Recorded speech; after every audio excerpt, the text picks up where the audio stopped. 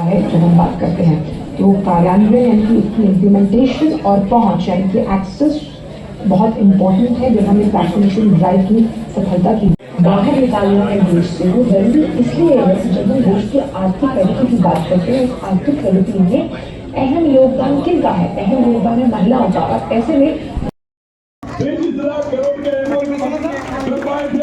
उनमें से बाहर निकालना है। उस लिहाज से ये टीकाकरण राष्ट्रव्यापी আইসিএমআর আমাদের যে অত্যাধুনিক চিকিৎসা পরিষেবা, আমরা দেশকে, আমাদের দেশের যশস্বী প্রধানমন্ত্রী আমাদেরকে একটা স্বপ্ন দেখিয়েছেন, সেটা হলো বিকশিত ভারত। তো বিকশিত ভারত যখন আমরা এই স্বপ্নটা দেখিয়েছেন প্রধানমন্ত্রী, এইটাকে বাস্তবিক রূপ দেওয়ার জন্য আমাদের প্রধানমন্ত্রী দেখবেন যে সমস্ত লেটেস্ট টেকনোলজি থেকে শুরু করে সমস্ত ব্যাপারে একটা আলাদাভাবে চিন্তা ভাবনা উনি করছেন।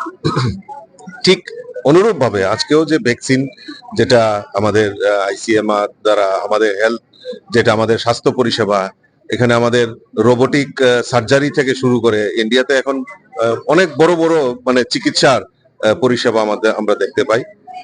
আমাদের প্রধানমন্ত্রী আরোগ্য মন্দির, এইগুলিকে ডেভেলপ করা, প্রত্যেক জেলা হাসপাতালে সেখানে আপনার ট্রমা সেন্টার নির্মাণ করা।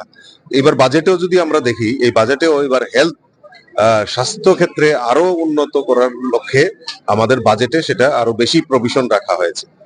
তো আজকেও মাননীয় প্রধানমন্ত্রী যে সার্ভাইকাল ক্যান্সারের উপর যে ভ্যাকসিন, সেটা যে আমাদের দেশীয় টেকনোলজিতে যেটা তৈরি করা হয়েছে, সেটার আজকে উনি সেটা শুভ আরম্ভ করবে। আমি ধন্যবাদ জানাই আমাদের দেশের যশস্বী প্রধানমন্ত্রীকে যে উনি আমাদের সমস্ত ক্ষেত্রে আমাদের যে বিকশিত ভারত যেটা স্বপ্ন দেখিয়েছেন, শুধু স্বপ্ন নয়, সেটা বাস্তবে পরিণত করার জন্য উনি আপ্রাণ চেষ্টা করছেন।